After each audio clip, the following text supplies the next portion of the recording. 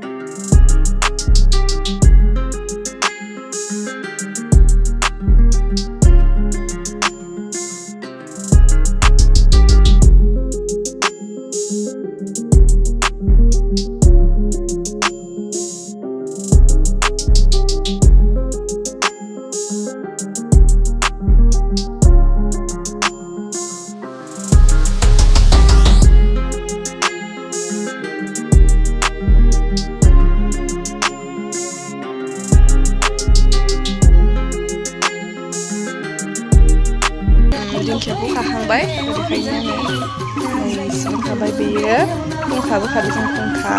दिंखियाखौ सिगां मोनबाय स' दिनैनि भिडिअ एसेयावनोसै लोगोफोर स' बाय बाय फ्रेन्ड्स बाय बाय होना दे